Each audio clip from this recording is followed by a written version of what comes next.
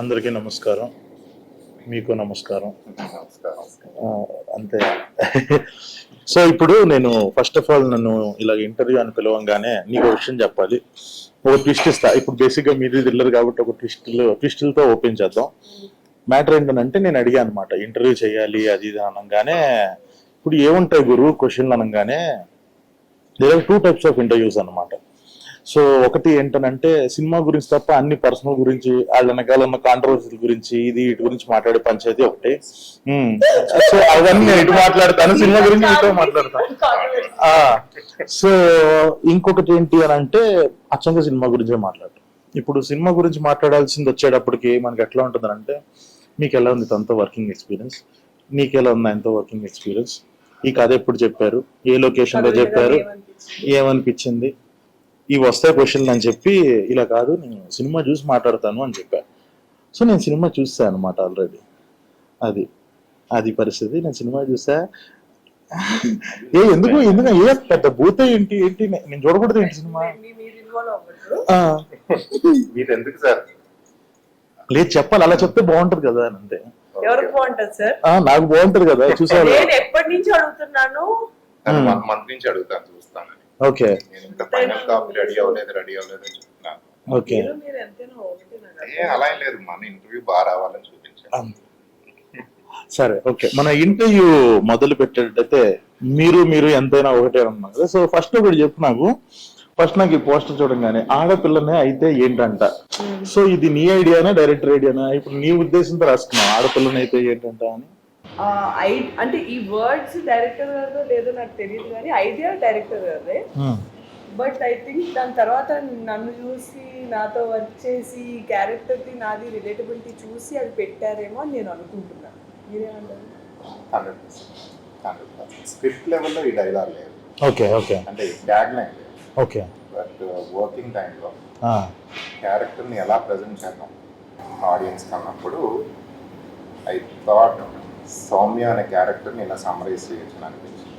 యాక్చువల్గా నిజం చెప్పాలంటే సౌమ్య గారు చాందిని కూడా అలా సమ్మరైజ్ చేయొచ్చు. Okay okay. సౌమ్య కన్నా చాందిని ఎలా define?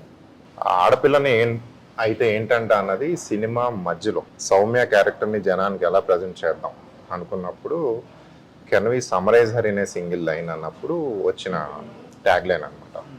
But I have to say that it's just not Soumya's tag line, it is also Chandini's tag line.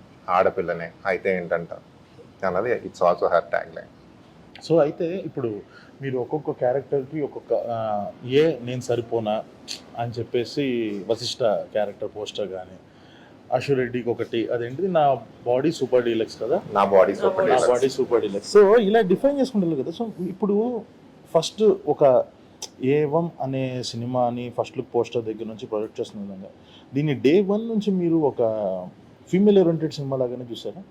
లేదండి, అంటే ఐ డోంట్ నో సందీప్, ఈ ఫీమేల్ ఓరియంటెడ్ థ్రిల్లర్ ఈ వర్డ్స్ తర్వాత వస్తాయి అనుకుంటా. నేను ఫస్ట్ రాసింది కథ. ఆ కథ రాసినప్పుడు నేను ఇంటర్వల్ బ్యాంగ్ ఇలా ఉండాలి, ప్రీ క్లైమాక్స్ ఇలా ఉండాలి, క్లైమాక్స్ ఇలా ఉండాలి అని రాసుకోలేదు. సౌమ్య, యుగంధరు, అభి, ఆషు అన్న క్యారెక్టర్ క్రియేట్ చేసుకుని ఆ క్యారెక్టర్లతో కూర్చుని భోజనం చేసి, డైన్ చేసి, వాటితో వాకింగ్ చేసి నా మనసులో ఇలా సో క్యారెక్టర్స్ని పూర్తిగా డైజెస్ట్ చేసుకున్నాను. So I know so much about Soumya. తన నానమ్మ నుంచి నాకు హిస్టరీ ఉంది. సో నేను కథ రాసినప్పుడు ఆ ఇనీషియల్ ప్రిమైజ్లోకి వెళ్ళిన తర్వాత what would Soumya do, what would Yugandhar do, what would ఆషుడు అన్న క్వశ్చన్ నేను వేసుకుని ఆ క్వశ్చన్ ఆన్సరే నా నెక్స్ట్ సీన్ అవుతా వచ్చింది అనమాట. సో అందులో ఆ సీన్లు క్లియర్గా రావాలంటే clear definition of the character చాలా అవసరం. So character is a very diverse complex thing, but you have to condense it to something to a clear motive of the character. So ఒకలా చూస్తే కనుక ఈ ట్యాగ్ లైన్సే కాదు అవి, ఆ క్యారెక్టర్ మోటివ్స్ కూడా అవి. హారిక నా బాడీ సూపర్ డీలక్స్ ఎందుకు అంది అన్నది ఆ క్యారెక్టర్ మోటివ్ అది. అలాగే యుగంధర్ నేను సరిపోనా అన్నది హిజ్ మోటివ్ ఆల్సో. సో అలా వచ్చినాయి. అంటే ఒక రకంగా చెప్పాలంటే అలవోకగా వచ్చినాయి. నేను ముందుగా పోస్టర్ ఇలా డిజైన్ చేద్దాం అనుకుని చేసిన పని కాదు ఇది. దాని తర్వాత మన బ్రీఫ్లోని ఇట్లోని మార్కెటింగ్ టీమ్స్ ఇట్లో అన్నప్పుడు వాళ్ళకి ఇది నచ్చి సరే ఇలా చేద్దాం అని వాళ్ళు టేకప్ చేసి వాళ్ళ ముందుకు తీసుకెళ్ళి. సో నీకు వచ్చిన ఆ ఫస్ట్ ఒక మన ఇన్స్టింక్ట్ ఒకటి చెప్తుంది కదా, నువ్వు ఇప్పుడు నాకు మన ఇద్దరికి నెరేషన్ అయిన తర్వాత నువ్వు నాకు దాని నుంచి నువ్వే, సో ప్రతి యాక్టర్కి ఆ కథ విన్న తర్వాత దీని నుంచి నా ఎక్స్పెక్టేషన్స్ ఏంటి, దీని తర్వాత నాదేంటి కెరియర్, నేను ఇప్పుడు ఇలాంటి క్యారెక్టర్ చేస్తున్నా, దీని తర్వాత నాకు ఇలా జరిగితే బాగుండు ఇలాంటిది అని చెప్పేసి నువ్వు దీంట్లోంచి ఏం చూసావు ఈ సినిమాలోంచి ఇప్పుడు నువ్వు చేయడానికి? I still remember basically narration అవుతున్న లెట్స్ సే ఒక 60% 70% పాయింట్లోని is when I realise that I want to do this film. ఈ సినిమా చేయాలి అని నాకు ఆ టైంలో అనిపించింది. There are couple of unexpected points. మనం సినిమా ఒకలా వెళ్తుంది అనుకుంటాం. నేను చాలాసార్లు ఏంటంటే స్టోరీ నేను ఎలా వింటానో నీకు కూడా తెలుసు. సో అది ఇన్వాల్వ్ అయితే విజువలైజ్ చేసుకుంటున్నప్పుడు నాది ఒక ముందు నెక్స్ట్ 1-2 సీన్స్ ప్రెడిక్ట్ చేయడం ట్రై చేస్తూ ఉంటాను నేను వింటూ ఉన్నప్పుడు, ఇలా అవుతుంది అలా అవుతుంది అని. చాలాసార్లు చాలా ప్లేసెస్లోని కొన్ని కీ చేంజెస్ అవుతాయి, మనం ఎక్స్పెక్ట్ చేసింది కాకుండా ఇంకో విధంగా వెళ్ళేది. అది అసలు నా మైండ్లో ఉండేదే కాదు. అలాంటి అంటే వాటిని ట్విస్ట్ అనాలో అన్ఎక్స్పెక్టెడ్ రెవల్యూషన్స్ అనాలో ఏమన్నాలో తెలియదు, కానీ అవి అయితే జరిగేవి. అది నాకు చాలా ఇంట్రెస్టింగ్గా అనిపించింది. అండ్ ఈ అమ్మాయి క్యారెక్టర్ ఆర్క్ నాకు నచ్చింది. అంటే ఒక ఈగర్నెస్, అమ్మాయి ఒకళ్ళని ఇన్స్పిరేషన్గా తీసుకుని వచ్చి ఎలా అయినా మార్కులు కొట్టేయాలి, ఎలాగైనా నాలో ఇంత సత్తా ఉంది నేను చూపించుకోవాలి, that eagerness to show her capabilities. At the same time తన vulnerability factors, at the same time తను తను అదంతా ఉన్నా బికాస్ తను పెరిగిన వాతావరణం అవ్వచ్చు, లేదా తను షీస్ ఫ్రమ్ వికారాబాద్, అక్కడ తను పెరిగిన వాతావరణంలోని ఇంతవరకే స్కోప్ ఉంది మేబీ ఆ అమ్మాయి పర్సనలీ గ్రో అవ్వడానికి. కానీ అమ్మాయి మైండ్ వైజ్లో చాలా బ్రాడ్, తనకి చాలా ఇది చేయాలి అది చేయాలి ఉంటుంది, చాలా ధైర్యం, కానీ అది తను చూపించుకోలేదు, సైలెన్స్లో ఉంటుంది. ఆ ఇన్నర్ టర్మాయిల్స్ అవి నాకు చాలా నచ్చాయి. సో అది తను how is she breaking it, అంటే లేదు లేదు లేదు అంటున్నా సరే వెళ్ళి చేయాలని ఏమనుకుంటారు అంటే ఒక తెగింపు వచ్చేస్తుంది, ఒక పాయింట్ తెగింపు వచ్చేస్తుంది. అవును, అంటే ఆ తర్వాత బికాజ్ సినిమా చూసా కాబట్టి నేను కూడా చెప్పొచ్చు, ఆ ఇన్నోసెన్స్ నుంచి వెళ్తూ వెళ్తూ ఒక పాయింట్ తర్వాత ఏమనిపిస్తుంది అంటే వై ఇలా చేద్దాం, ఇప్పుడు దీని తర్వాత రిపర్కషన్స్ ఏముంటాయి, దానివల్ల ఏమైనా ప్రాబ్లమ్స్ అరైజ్ అవుతాయి, అంత దూరం ఆలోచించదు. ఫాస్ట్గా చేసేయాలి, తొందరగా చేసేయాలి, మనం మార్కులు కొట్టేయాలి, ప్రూవ్ చేసుకోవాలి. నేను ఇప్పుడు ఇది ఒక కేసు సాల్వ్ చేసేస్తే అప్పుడు నన్ను సీరియస్గా తీసుకుంటారు. ఆ కైండ్ ఆఫ్ ఇది వెళ్ళి వెళ్ళి వెళ్ళి దెన్ ఫైనలీ ఒక అన్ఎక్స్పెక్టెడ్ పొజిషనింగ్లోని తను అనుకోకుండా ఒక కైండ్ ఆఫ్ ఒక క్రేజీ కేసు వచ్చి తన ముందు ఉంటుంది, ఎవరు పట్టించుకోరు. ఈ కేసులో ఇంత సీన్ ఉందనే విషయం ఎవరికి తెలీదు. అది తను she realises it and then how that becomes big. అంటే అది ఎక్స్పెక్ట్ చేసిన కన్నా కేసు చాలా పెద్దది అవుద్ది ఇన్ టర్మ్స్ ఆఫ్ సివియారిటీ. ఇప్పుడు మనం కొత్తగా ఏ ప్రొఫెషన్లోకి వెళ్ళినా సరే, పోలీస్ అవ్వనివ్వండి లేదా మన ఫీల్డ్ ఏవైనా సరే, ఎలా నడుచుకోవాలి, ఎలా మాట్లాడాలి, ఎలా బిహేవ్ చేయాలి, ఎంత చెప్పాలి ఎంత చెప్పకూడదు, ఎలా చెప్పాలి, ఈ మ్యాజిక్లు గిమ్మిక్లు మనకు తెలీదు. మనం ఎందుకంటే మనకి అవన్నీ ట్రైనింగ్లు ఇవ్వరు కదా. మనకి ఎంతసేపు ఇప్పుడు యాక్టింగ్ ట్రైనింగ్ ఎవరైనా తీసుకుంటే యాక్టింగ్ నేర్పిస్తారు, ఇంటర్వ్యూల్లో ఎలా మాట్లాడాలో, బయట ఎలా నడుచుకోవాలో అవన్నీ గ్రూమింగ్ అదంతా ఉంటుంది, కానీ జనరల్లీ అదంతా ఉండదు. పోలీస్ ట్రైనింగ్లో కూడా ఐఎమ్ గెస్సింగ్, అంటే నాకు కంప్లీట్గా అవగాహన లేదు, బట్ ప్రెస్తో ఎలా మాట్లాడాలి యాజ్ అ పోలీస్, లేదా వీల్ ఎలా హ్యాండిల్ చేయాలి, మన సుపీరియర్స్ ఎలా హ్యాండిల్ చేయాలి, అవన్నీ నేర్పించరు. ఉండి ఉండి ఆ రాటు తేలిపోవడం వల్ల స్లోగా నేర్చుకుంటారు. అదంతా కూడా చూపిస్తారు ఈ సినిమాలో. నాకు ఆ పాయింట్స్ చాలా నచ్చాయి. అంటే you can see an arc.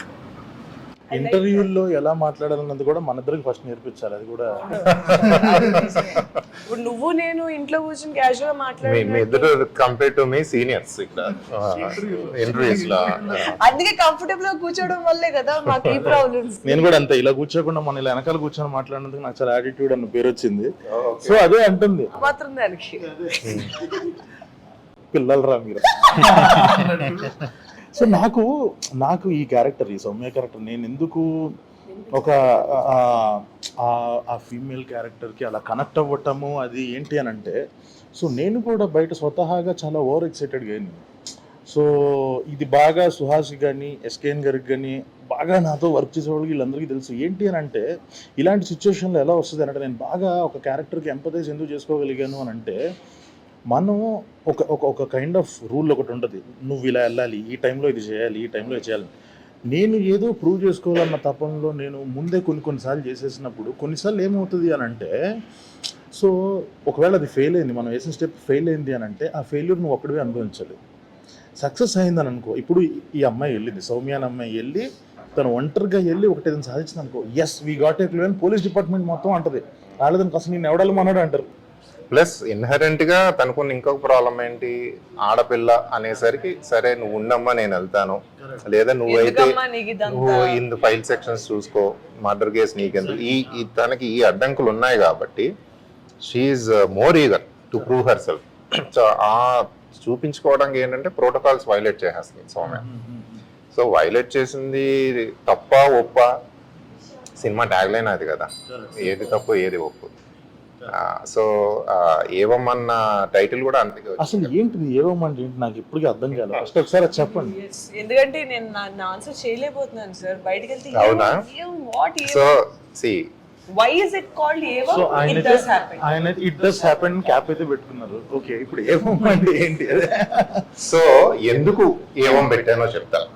దాని తర్వాత మీకు ఒక చిన్న ఇంకొక హింట్ కూడా ఇస్తాను, అది ఇంటికి వెళ్ళి ఆలోచించండి. సో ఏవం అంటే ఇట్ డస్ హ్యాపెన్ అంటే ఇది ఇలా జరిగింది అంటే విచిత్రమైన సిచ్యువేషన్లోకి ఒక విభిన్నమైన మనస్తత్వాలను వ్యక్తులు వచ్చిన మూలంగా ఈ కథ మొదలవుతుంది. సో చాందిని సౌమ్యది ఒక పోరాటం, తను ప్రూవ్ చేసుకోవటం, యుగంధర్ది ఒక మోటివ్, అభికి ఒక పోరాటం, హారికది ఒక పోరాటం ఉంది. సో ఇందులో జరిగిన సంఘటనలన్నీ వీళ్ళ మూలంగా, వీళ్ళ మోటివ్స్ మూలంగా జరుగుతాయి. సో ఇందులో we touch toxic masculinity, we touch patriarchy, we slightly touch feminism, ఇవన్నీ ఉన్నా కూడా but film is not preachy. Film is a clean entertainer, it's a clean thriller. But as a story teller నేను at the end of the film I did not take any side. I did not take your side, I did not take Yugandhar's side, I did not take Abhi's side. So that is why I said I want the audience to take that side. Cinema చూసిన తర్వాత this is going to be an entertainer. It's going to entertain you. Your 2 hours are not going to be wasted. You will be entertained. But once you are entertained, there is something more to think about it. It is up to you to take that side. ఆ side మీరే తీసుకోండి. సౌమ్య హీరోనా, అభి హీరోనా, యుగంధర్ హీరోనా అన్న side మీరు తీసుకోండి. అందుకని ఇట్ డస్ హ్యాపెన్ అని చెప్పి ఏవం అని పెట్టాను. సో నాకు అర్థమైంది ఏంటంటే చూడంగానే మీకు డెఫినెట్గా వాళ్ళ యొక్క సెన్సిబిలిటీస్ ప్రకారం ఒక్కొక్కళ్ళు కనిపిస్తారు. ఎగ్జాక్ట్. ఆడవాళ్ళు చూసినప్పుడు సారీ అండి, we did some focus groups channel. So మీకన్నా కొంతమంది ఆల్రెడీ చూశారు. పార్ట్ ఆఫ్ యూనో మార్కెటింగ్ ఇది. సో ఉమెన్ చూసినప్పుడు ఈ సినిమా కంప్లీట్గా డిఫరెంట్ అవుట్కమ్తో బయటకు వస్తారు. వాళ్ళ emotional state is completely different from again married men చూసినప్పుడు వాళ్ళ ఎమోషనల్ స్టేట్ కంప్లీట్గా డిఫరెంట్ ఉంటుంది. అలాగే యంగ్ పీపుల్ 18 to 25 వాళ్ళు కంప్లీట్గా ఆ ఎమోషనల్ స్టేట్లో వస్తారు. But the bottom line is it's an entertainer. It will entertain you, but the take away from the film అది ఒక్కొక్కరికి ఒక్కొక్కలా ఉంటుంది. ఎందుకంటే అవన్నీ మన లైఫ్లోంచి వచ్చిన క్యారెక్టర్స్. అవి మీకు ఒక పోలీస్ క్యారెక్టర్కి ఈ క్యారెక్టర్కి ఎందుకు దీన్ని పెట్టుకోవాలనిపించింది? సౌమ్య ఏంటంటే మన అందరిళ్లలో ఉండే ఆడపిల్ల కాబట్టి కొన్ని చేయొచ్చు కొన్ని చేయకూడదు అనేది ఒక cultural restriction by default impose అయిపోతుంది. Men we don't realise our privilege many times. So it just so happen that she a police officer. తను డాక్టర్ అయినా అదే ప్రాబ్లము, తన ఐటీ ఇంజనీర్ అయినా అదే ప్రాబ్లము, తన క్యాబ్ డ్రైవర్ అయినా అదే ప్రాబ్లం. ఎసెన్షియలీ ఆ జర్నీ అదే. సో షీఈ్ పేట్రియార్కీతో పోరాటం. అంటే పేట్రియార్కీ అంటే మెన్ చేత బిల్డ్ అయిన సిస్టమ్స్. అది మెన్ ఏమి ఈవిల్గా డిజైన్ చేసి బిల్డ్ చేసినవి కాదు. It just so happen the world was build by them. And సడన్గా ఈక్వాలిటీ అనే కాన్సెప్ట్ వచ్చింది. Now women have a far difficult path. So అది నాకు ఇంట్రెస్ట్ అయింది. సో అందుకనే నాకు కథల్లో అంటారు కదా ట్రంప్ కార్డు, నా ట్రంప్ కార్డు యుగంధర్ నా చేతిలో ఉన్నా కూడా నేను రాస్తా ఉన్నప్పుడు నాకు Soumya perspective, Soumya point of view ఎక్కువ ఇంట్రెస్టింగ్. కమర్షియల్గా ఎలివేట్ చేయడానికి నాకు విలన్ ఉన్నాడు, హీరో ఉన్నాడు, గుడ్ అండ్ బ్యాడ్ ఫైట్ ఉంది. కానీ ఇందులో ఒక మధ్యలో ఒక అబల, ఆర్ మనం అబల అనుకుంటున్నాం ఒక అబల నేను వేసేస్తే తను ఎలా చూస్తుంది, తను ఎలా రియాక్ట్ అవుతుంది అనేది నాకు ఇంట్రెస్టింగ్ అనిపించింది. సో అలా అనుకోకుండా తను మెయిన్ క్యారెక్టర్ అయింది. So coming back to why Chandini, చాందినికి బై ద వే చాందిని పేరు చెప్పినప్పుడు నాకు రిఫరెన్స్ మీ మూవీ. సో కలర్ ఫోటో చూసారంటే ఆ రోజు ఇంటికి వెళ్ళి కలర్ ఫోటో చూసాను అనమాట. I loved it by the way, such an amazing attempt, very bold attempt. So Colour Photo చూసిన తర్వాత, కానీ కలర్ ఫోటోలో నాకు నా సౌమ్య కనిపించలా, అది ఇంకొక అమ్మాయి. సో ఈ చాందిని ఏంటి అని యూట్యూబ్లో ఇంటర్వ్యూస్ కొడతా అంటే ఇలాగే ఒక వెరీ ఆర్గానిక్, సింపుల్, రిలాక్స్గా ఉన్న ఇంటర్వ్యూలో తను చెప్తాను ఇలాగ నాకు ఇలా అయింది ఇలా. That's when I saw my Soumya, oh she is the girl అనుకొని. ఆ తర్వాత we met at a coffee shop and కలిసి చెప్తా ఉన్నప్పుడు బై సెకండ్ సీనే నాకు అర్థమైపోయింది. ఎందుకంటే నేను చెప్తా ఉంటే తన ఫేస్లో ఉన్న మైక్రో ఎక్స్ప్రెషన్స్ ఇది ఫైనల్గా I was able to see the film in her face. ఎందుకంటే అప్పటి వరకు నేను రాసుకున్నాను కానీ నా మనసులో యాక్టర్ లేదు కదా. తను చూసినట్టు okay I was able to see the whole thing అన్నమాట. ఇక్కడ I have to tell you something, maybe క్రెడిటో డిస్క్రెడిటో నాకు తెలియదు. సో ఇంటర్వెల్ ముందు ఒక క్రిటికల్ సీన్ ఉంటుంది, ఆ క్యారెక్టర్ ఒక చిన్న ఒక జంప్ వేస్తుంది. నేను ఆ సీన్ దాని ముందుది. సో అది నేను ఒకలా రాసుకుని నెరేట్ చేస్తా, సడన్గా ఆగి చాందిని అడిగాను, చాందిని ఇప్పుడు సౌమ్య ఏం చేస్తుంది అని అడిగా. Chandini gave a different answer and the thing is I was so convinced with that answer. అప్పుడు నాకు అర్థమైంది ఏంటంటే okay, she understood the character probably better than me. ఇది నాకు తెలియదు, అది చెప్తా, సినిమా రిలీజ్ అయిందో చెప్తాను. రిలీజ్ అయినా ఇంటర్వ్యూ అయ్యాక చెప్పండి నాకు. So there is a critical scene, no? I took her perspective, then I went with that. So that's the moment. If you ask me, ఈ కమర్షియల్ ఇది అన్ని పక్కన పెడితే how was you convinced with Chandini అన్నదంటే that was the moment I was convinced. Yes, exactly. అవునా, the one that we discussed. Yeah. అంత చిన్నది అంత impactful గా నాకు అప్పుడు అర్థమైంది.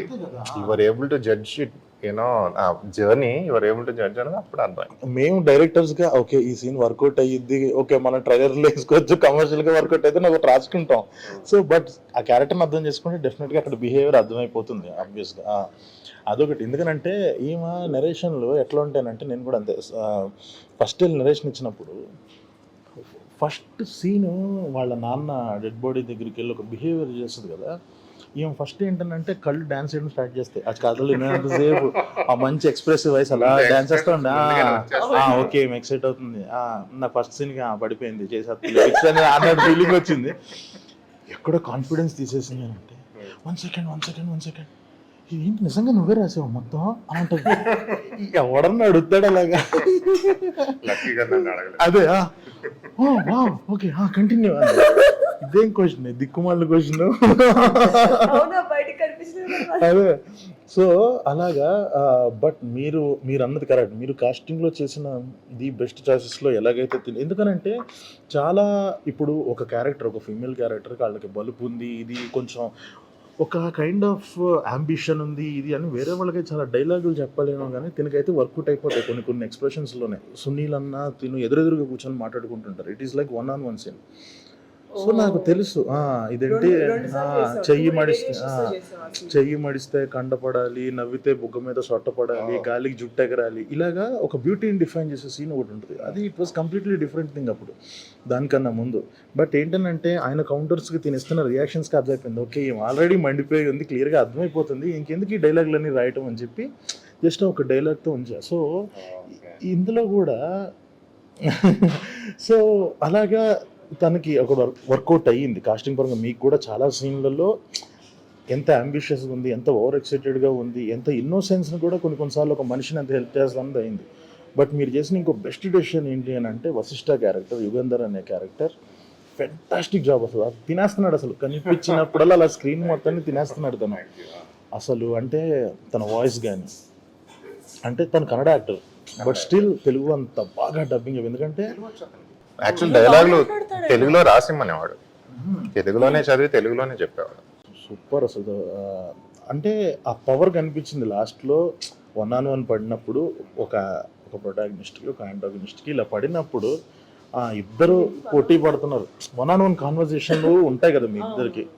సో అది ఉన్నప్పుడు మాత్రం చాలా బాగా ఓకే, ఏదో చిన్న వీళ్ళిద్దరు ఏదో యాక్టింగ్ కాంపిటీషన్ పెట్టుకున్నారు, వీళ్ళిద్దరు ఏదో ఒకళ్ళనొకళ్ళు డామినేట్ చేసుకోవడానికి ట్రై చేస్తున్నారు అన్నది చాలా బాగా కరెక్ట్ చాలా బాగా చేశారు ఇద్దరు.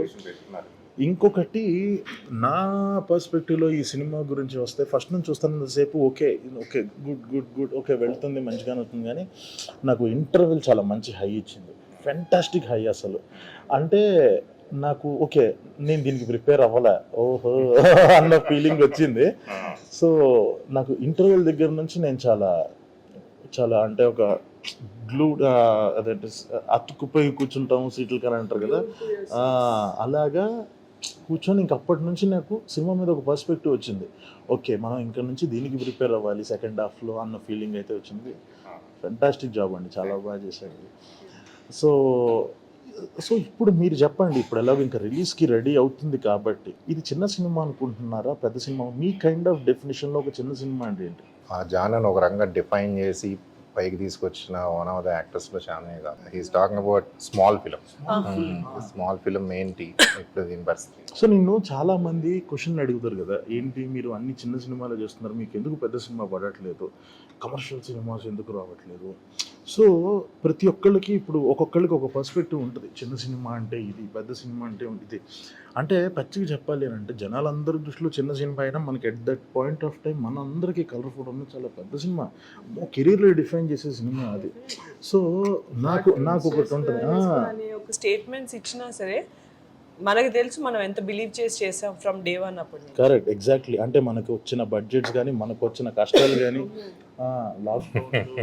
అసలు అలాంటి వాటితో మనకు అవుట్పుట్ లిటరలీ మా రిజల్ట్స్ అన్ని చూసి నేషనల్ అవార్డ్తో వచ్చిన తర్వాత అట్లీస్ట్ నాకేమనిపించింది అంటే పడ్డ కష్టం అన్నిటికీ దేవుడు చూసి ఇచ్చినట్టు అనిపించింది నాకైతే.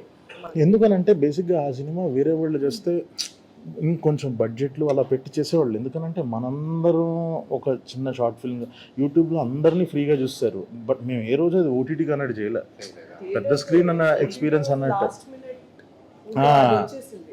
అది. కానీ so to Chandini I'm jumping the gun here to answer your question Sandeep. చిన్న సినిమానా పెద్ద సినిమానా ఇదంతా రిలీజ్కి ముందు ఉన్న న్యూస్ అండ్ పర్సెప్షన్. ఒక్కసారి థియేటర్లోకి వెళ్ళి కూర్చున్న తర్వాత, ఒక్కసారి క్యారెక్టర్స్కి మనం హుక్ అయిన తర్వాత ఇట్ డజంట్ మ్యాటర్. ఎస్ టెక్నికాలిటీస్లో డిఫరెన్సెస్ ఉంటాయి, కెమెరా కానీ టెక్నిక్ కానీ ఉంటుంది కానీ, but the most important thing is the story and the characters that you can relate to. అంటే చిన్న సినిమా అంటే ఎసెన్షియలీ ఒక passionate people coming together trying to do it against all the arts. So ఆ passion మీకు కనిపిస్తుంది ఫిలింలో and audience తెలియకుండానే కనెక్ట్ అవుతారు. ఇదంతా మన ముందున్న ఇది బడ్జెట్ ఎంత, ఇది ఎంత అయింది, ఎన్ని గంటలు, ఇవన్నీ అయిపోయిన తర్వాత ఒక్కసారి థియేటర్లోకి వెళ్ళి కూర్చున్న తర్వాత, ఒక్కసారి క్యారెక్టర్స్ మనకు కనెక్ట్ అయిన తర్వాత none of these matters. Run time ఎంత, ఏ కెమెరాతో తీశారు, ఏ లొకేషన్లో తీశారు, అది నా ఒపీనియన్ అది. But of course there are commercial realities. Budget ఎంత అని ఓటీటీ వాడు అడుగుతాడు, డిస్ట్రిబ్యూటర్ అడుగుతారు, యాక్టర్స్ ఎవరని అడుగుతాడు, ఇవన్నీ ఉంటాయి. కానీ all of this goes away once the audience connects to the characters. So I hope, sincerely hope, you guys are the champions of this segment కదా, మీరు డిఫైన్ చేశారు లిటరల్లీ. ఇది చిన్న సినిమానా పెద్ద సినిమానా అన్నది పక్కన పెట్టేసి మైండ్లోనే, is this an entertainer, is this an interesting film? డెఫినెట్గా. అంటే నేను కూడా బలంగా నమ్మేది ఏంటి అని అంటే, ఇప్పుడు నేను చేసిన అంటే అందరి దృష్టిలో నేను ఒక్క సినిమానే చేసినవాడిని, కానీ నేను ఎన్ని స్క్రిప్ట్ల మీద వర్క్ చేశానో along with too many directors, వీళ్ళందరి దాంట్లో నాకు ఈ సినిమా కొట్టిన సిక్సర్ ఏంటంటే చూస్తున్నంతసేపు మనం స్టార్ హీరోస్తో చేసినప్పుడు ఇప్పుడు జనాలు థియేటర్కి ఎందుకు వస్తారు అంటే యాక్టర్స్ని చూడడానికి రారు, వాళ్ళని వాళ్ళు చూసుకోవడానికి వస్తారు. ఓకే, అందరు సినిమాలకు వచ్చేది ఎందుకు, వాళ్ళని వాళ్ళు చూసుకోవడానికి వస్తారు. మనం స్టార్ హీరోస్తో సినిమా చేసాం. నేను రాసుకున్న ఒక గోల్డెన్ రూల్ ఏంటి అని అంటే, స్టార్ హీరోస్తో సినిమా చేసినప్పుడు స్ట్రెంగ్త్స్ని హైలైట్ చేయాలి, కొత్త వాళ్ళతో చేసినప్పుడు ఇన్సెక్యూరిటీస్ని హైలైట్ చేయాలి. ఓకే, నేను నమ్మే సిద్ధాంతం పోర్టబుల్ కోట్ బాగుంది. సో కొత్త వాళ్ళతో Can you elaborate on that? చెప్తా. అంటే ఇప్పుడు నేను ఒక మహేష్ బాబు గారి సినిమానో పవన్ కళ్యాణ్ గారి సినిమానో వాట్ ఎవర్ ఒక లీగ్ 1లో ఉన్న హీరోస్ అందరి సినిమాలకి వెళ్ళినప్పుడు నేను కూడా ఈయనలాగా ఏదో రోజు కొడతాను, ఎవడో ఒకరిని కొట్టాలి. They will whistle. ఎందుకు విజిల్ వేస్తారు అని అంటే మనం చేయలేని పనులన్నీ వాళ్ళు అక్కడ చేస్తున్నారు. సో వీళ్ళల్లో ఉన్న ఒక 1% ఆఫ్ స్ట్రెంగ్త్ ఒకడు ఇప్పుడు ఒక పీక్ మూమెంట్స్ అంటే ఏంటి, ఇప్పుడు సినిమాల్లో హీరో మన చిరాకు వస్తుంది జాబ్ అన్నప్పుడు వాడు రిజైన్ చేయడం ఇస్ పీక్ మూమెంట్. ఎందుకంటే నేను చేయలేను రిజైన్. అక్కడ స్టార్ హీరో చేస్తాడు, చిద్ది నా అమ్మ అని ఒక బాస్ మీదకి ఒక పేపర్ సిసిరి కొట్టి బయటకు వెళ్ళడం ఈ స్పీక్ మూమెంట్ వాళ్ళకి. ఎందుకనంటే నాకున్న ఒక 1% స్ట్రెంగ్త్ని ఆడ ఒక 100% చేసి చూపిస్తున్నాడు ఒక స్టార్ హీరో. అదే కొత్త వాళ్ళతో చేసినప్పుడు వీ షుడ్ హైలైట్ ఇన్సెక్యూరిటీస్ని క్యాష్ చేసుకోవాలి. అమ్మా నేను కూడా ఇంతే నల్లగా ఉన్నాను, నేను ఇవన్నీ పడున్నా, నేను కూడా ఇంతే లావుగా ఉన్నా, వాట్ ఎవర్ వాళ్ళు పడిన కష్టాలన్నీ ఇంకొకటి రిఫ్లెక్ట్ చేస్తే క్యారెక్టర్ కనెక్ట్ అయ్యి వీడి తర్వాత ఏం చేస్తాడు అని చూసుకుంటూ వెళ్తారు. సో నాకు ఈ సినిమాలో ఫస్ట్ ప్రతి ఒక్క క్యారెక్టర్ది ఇన్సెక్యూరిటీ బాగా హైలైట్ చేశారు. సో అప్పుడు ఏంటి అని అంటే మీరు ఇందాక అన్నట్టు సినిమాకి వచ్చి కూర్చున్న తర్వాత ఒక ఫస్ట్ 20 నిమిషాలైనా కొత్తోళ్ళైనా పాతోళ్ళైనా హీరోలైనా ఎవరైనా క్యారెక్టర్ కనెక్ట్ అయ్యేంత వరకే. ఆ తర్వాత నువ్వు నేనే కనిపిస్తుంటాం స్క్రీన్ మీద, ఎవరు కావాలో అది కానీ. సో ఈ సినిమాలో నాకు మై ఫేవరెట్ పార్ట్ వాజ్ ఒక లీడ్ క్యారెక్టర్ యొక్క బిగ్గెస్ట్ ఇన్సెక్యూరిటీని చాలామంది అబ్బాయిలు ఏ విషయంలో అయితే ఇన్సెక్యూర్ ఫీల్ అవుతారో అది ట్యాప్ చేసి the other side of it ప్రతి ఒక్కటి దాంట్లో. అంటే నాలో ఒక మంచి ఉంటుంది, చెడు ఉంటుంది. మంచి చెడు ఉన్నప్పుడు మనం సొసైటీ కోసం ఒక మారల్ ఇది అంతా మాట్లాడి అది చూపించేదంతా మంచి. మనలో ఒకడు ఉంటాడు, ఎదుటోడి మీద కోపం వచ్చినప్పుడు వాడిని కొట్టాలనిపిస్తుంది, కత్తి తీసుకుని పొడిచాలనిపిస్తుంది, కానీ మనం అది చేయలేం. సో ఈ కైండ్ ఆఫ్ విషయాల్ని అంటే ఒక మంచికి చెడుకి మధ్య ఉన్న గీతని కరెక్ట్గా ప్రొజెక్ట్ చేసిన విధానం నాకు చాలా బాగా నచ్చింది. యా, సో ఇక్కడ కూడా how this film become a big film in second half అని అంటే నేను ఇలాగే చేయలేకపోతున్నాను, నాకు ఇన్సెక్యూరిటీస్ ఉన్నాయి అన్నదంతా మొదలయ్యి అమ్మయ్య నేను చేయలేదు ఒకటి చేస్తున్నాడు అన్న ఫీలింగ్ తీసుకెళ్ళారు మీరు. అర్థమైందా? So it became a star material. Last మనకి స్టార్ హీరోస్ ఏం చేస్తారు, నేను చేయలేదు ఆడు చేయలేకపోతున్నాను, స్టార్ హీరోస్ చేయాలి. సో లాస్ట్కి నేను చేయలేకపోయేది ఒకటి చేస్తున్నాడు, ఈ క్యారెక్టర్ కూడా నాలంటోడే, కానీ నేను చేయలేకపోతే వీడు చేస్తున్నాడు అన్నది మీరు తెలివిగా చూపించారు. ఓకే, వినటానికి భలే ఉంది. సో చెప్పండి మళ్ళీ ఇది బాగుంది మళ్ళీ చెప్పండి అన్నట్టు. సో అదే అంటున్నా. Very well good, thank you. Yeah, so అలాగా ఇట్స్ టూ గుడ్, నాకు చాలా బాగా నచ్చింది ఇన్సెక్యూరిటీ. సో ఫైనల్గా నేను ఏంటంటే ఈ పాయింట్లో నేను చెప్పబోయేది ఏంటి అని అంటే ఒక ఇన్సెక్యూరిటీస్ని మనం చేసిన ప్రతిసారి ఏ రోజు సక్సెస్ వదిలి వెళ్ళింది లేదు. జస్ట్ లైక్ బేబీ, ఇప్పుడు బేబీ చూసినట్టు సో కలర్ ఫోటోలో కైండ్ ఆఫ్ ఇన్సెక్యూరిటీస్, బేబీలో ఒక ఫైనాన్షియల్ స్టేటస్, ఒక ఆనంద్ లాంటి క్యారెక్టర్ ఒకటి చూసే ఇన్సెక్యూరిటీస్. సో ఇలాగా యంగ్ బ్యాచ్ ఒక ఎదగాలి అనుకునే వాళ్ళు ప్రతిసారి ఇన్సెక్యూరిటీస్ని ట్యాప్ చేసిన ప్రతిసారి ఏ రోజు సక్సెస్ వదిలింది లేదు. సో డెఫినెట్గా దీనికి అది ఎస్ ఇది వర్కౌట్ అవుతుంది అని బలంగా నమ్ముతున్నాను. Thank you so much. Yeah, ఇందాక ఏవం గురించి ఇంకొక హింట్ ఇస్తాను అన్నాను కదా, ఆ హింట్ ఏంటో మర్చిపోయారు. సో ఈ వర్డ్కి ఇంకొక ఆరిజిన్ ఉంది. 4 lines సింబల్, మన ఇండియన్ సింబల్, కాన్స్టిట్యూషన్ సింబల్. కింద ఏమని రాసి ఉంటుంది, సత్యమేవ జయతే ఏవం. సో ఒకసారి అది కూడా I'm just dropping A hint. ఆ మీనింగ్ కూడా సినిమా చూసిన తర్వాత ఆ మీనింగ్ కూడా కనెక్ట్ అవుతుంది. అదే ఎందుకు ఈ సాంస్క్రిట్ శ్లోకాలు ఇవన్నీ మీరు వాడాలనుకున్నారు? అలా అనుకోలేదండి. అనుకోలేదు టు బి ఆనెస్ట్. యాక్చువల్గా సెకండ్ హాఫ్లో ఒక థ్రిల్లింగ్ మూమెంట్ ఉంటుంది. సౌమ్య ఇన్వెస్టిగేషన్లో ఒక key moment and it's a true thriller scene, your quintessential thriller scene. So మేము ఇది ఎడిట్లో కట్ చేసుకున్నప్పుడు రఫ్ వర్షన్ మేము ఒక ట్రాక్ ఇంటర్నెట్లో తీసుకుని పెట్టుకున్నాం. సో నేను మా మ్యూజిక్ డైరెక్టర్ కీర్తన పెద్ద మార్చొద్దు దీన్ని, కావాలంటే విల్ బై దిస్ ట్రాక్, లేదంటే సిమిలర్ ఇవ్వండి నాకు, ఎందుకంటే అప్పటికి మేము అందరం కన్విన్స్ అయిపోయాం.